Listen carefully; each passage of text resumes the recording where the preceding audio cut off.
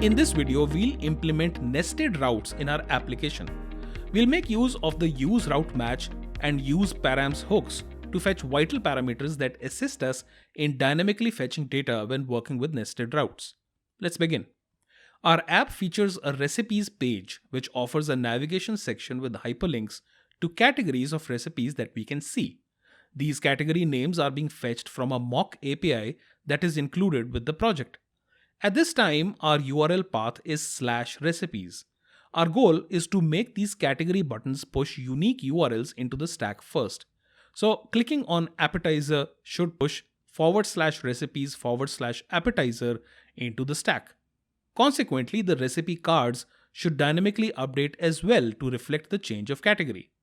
Then, when we click on one of these cards, the URL in the browser should further change to reflect the recipe code at the end of the path. At this time, the page should display the recipe using this UI.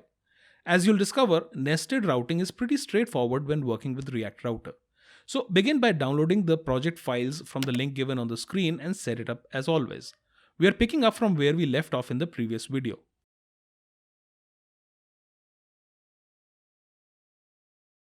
We are on the recipes route, as you can see, which is serviced by the recipes function component. At this time, we are using the useEffect hook to load an array of category names from the API using the getCategories function. Our mock API has a set of recipes organized by category names in an object, and the getCategories function simply returns these category names. Once the data is received, we are setting it to the category's state variable, and this renders the menu. The recipe cards at the bottom of the page are being rendered by the recipe list component, which again queries the same API using the getRecipes function this time. We are currently fetching breakfast recipes by passing the breakfast keyword manually. By the end of this video, this would all be dependent on the active route URL. So first up, let's bring in the link component from the React Router library so that we can turn our menu items to hyperlinks that actually push a unique URL into the stack.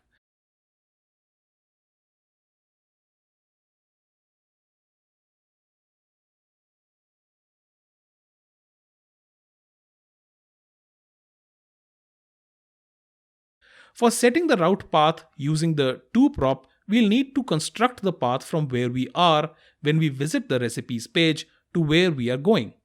The React Router library provides us with both a helper component as well as a hook for dynamically fetching the current URL that the user is on so that route paths can be constructed from there. So we'll bring in the useRouteMatch hook function first. Then using this hook, we will extract a property called URL. This property gives us the current URL of the page in the stack, so we can construct route paths from this point onwards.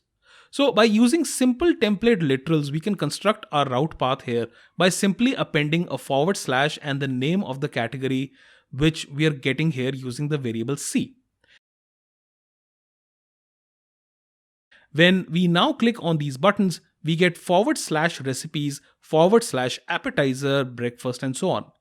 We now want our app to be able to read these category names from the URL, and the recipe list component should then render the cards for that particular category. This is nested routing, where you're trying to visit a sub-route from the main recipes route. The interesting thing here is that because React Router implements dynamic routing, you can use the same switch and route components that we used earlier for declaring our main routes. So let's import them again. We'll then create the switch and a single route component first.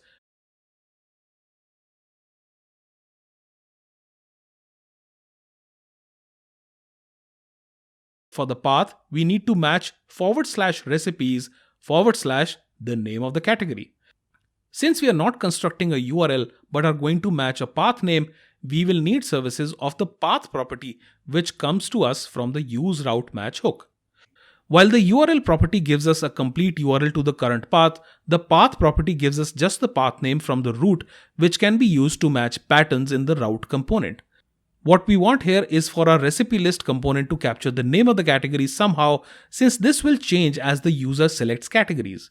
This is where we'll use URL parameters, which are like variables that allow us to extract values. By using the colon here, we would be able to easily extract this category name in the recipe list component and use it to fetch data as needed. The colon declares this as a variable. Let's see how that will work. We'll go into the recipe list component now, and I'm going to bring in the use params hook and the link component here.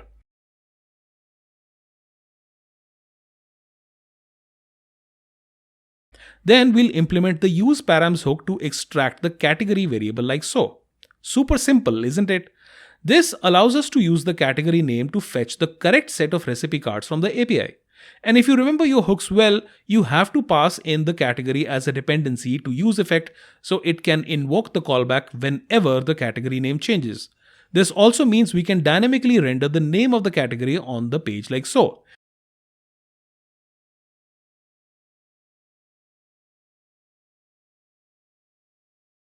You can now click on these buttons and you can see our recipe cards dynamically load up from the database.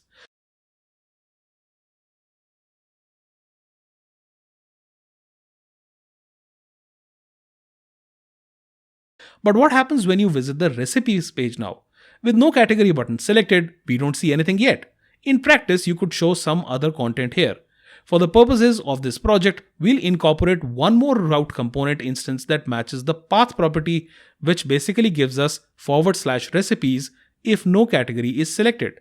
And we want an exact match because /recipes also appears in the category based route paths too, and we don't want to create confusions for the router. Here we'll just throw an H1 saying please select a category to view recipes. So now when we visit the recipes page, you can see this text until we select a category. In practice, you could show a section with generic recipes. The next thing we need to do is to convert our recipe cards to hyperlinks so we can click and view the recipes in detail. For this, we'll bring the link component in first. Then we'll simply enclose our recipe card component within a link component like so. For the path, we can either construct the entire path by importing the URL from the use route match hook, or we can simply compose together the category name and the recipe.id property like so. React Router is smart enough to construct and recognize paths from the current URL onwards.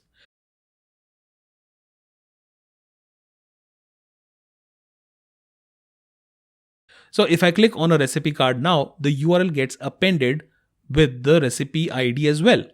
This also means that we need to go back to the recipes component so we can add the recipe ID as a URL parameter like so. This is so we can switch from rendering recipe cards to recipe detail in the recipe list component. But this presents us with a problem. When we visit the recipes route and click on a category, we don't see the recipe cards. This is because the router expects both the category and recipe ID parameters to be present in the URL for the match to work successfully. Since at this stage we don't have the recipe ID value in the URL, the page doesn't render properly. What we need to do is tell the router that the recipe ID is an optional parameter that may or may not be present, whereas category is a required parameter for the recipe list component to render. To turn recipe ID to an optional parameter, we can just add a question mark at the end like so. If you're familiar with regular expressions, then you would recognize this as a quantifier which will match 0 or 1 instances of the preceding keyword. In this case, it will mark the recipe ID parameter as optional. This brings back our recipe cards. Now when we click on one of the cards, the recipe ID gets appended at the end. So we'll first extract it using use params like so. And then we'll just say that if recipe ID is present, then we'll render the recipe detail component with the ID set to recipe ID. Let me import the component as well.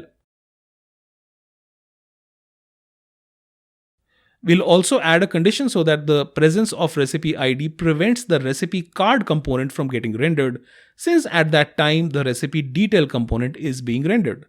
So now if I click on one of the cards, the recipe detail component renders, but it fails to show the correct recipe.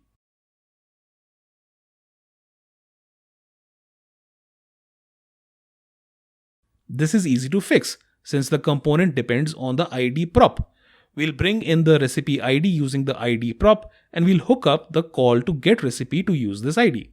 And we want the use effect hook to depend on this ID as well. Now, if you try to browse recipes, everything works beautifully.